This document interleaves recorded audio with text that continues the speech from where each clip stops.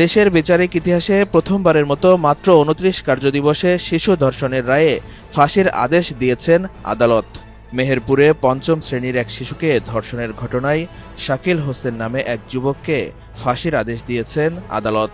একই সঙ্গে তাকে ৩ লাখ টাকা জরিমানাও করা হয়েছে। মাত্র ২৯ কার্যদিবসে সশরীর ও ভার্চুয়াল ভিডিও কলের মাধ্যমে বিচার প্রক্রিয়া সম্পন্ন করে ঐতিহাসিক এই রায় ঘোষণা করা হলো।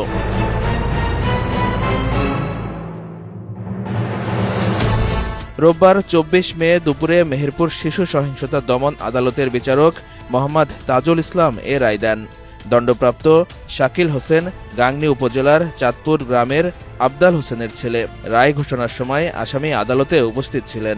আদালত সূত্রে জানা গেছে, চার্জশিট জমা দেওয়ার পর মাত্র ২৯ কার্যদিবসের মধ্যে ১২ জন সাক্ষীর জবানবন্দি ও জেরা সম্পন্ন করা হয়।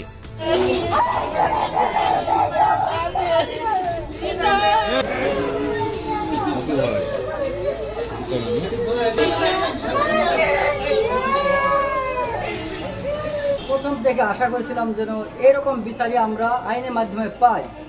বুঝছেন, এই বিচারের রায়টা আজকে শুনে আমি খুশি এবং সবাইকে ধন্যবাদ জানাই। আমি খুবই সন্তুষ্ট। আর বাদ বাকি বাংলাদেশ জমিনে যেসব মেয়ে এইভাবে ধর্ষিত হচ্ছে, অত্যাচারিত হচ্ছে, কিন্তু সবাই যেন এইভাবে ন্যায় বিচার ফিরে পায়, এই আশা ঘটনা আর না ঘটার কোনো ছেলে সাহস না পায়।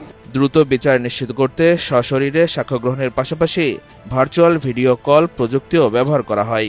শুনানি, সাক্ষ্য প্রমাণ ও মেডিকেল রিপোর্টে অভিযোগ সন্দেহাতীতভাবে প্রমাণিত হয়। আদালত এই দৃষ্টান্তমূলক রায় দেন।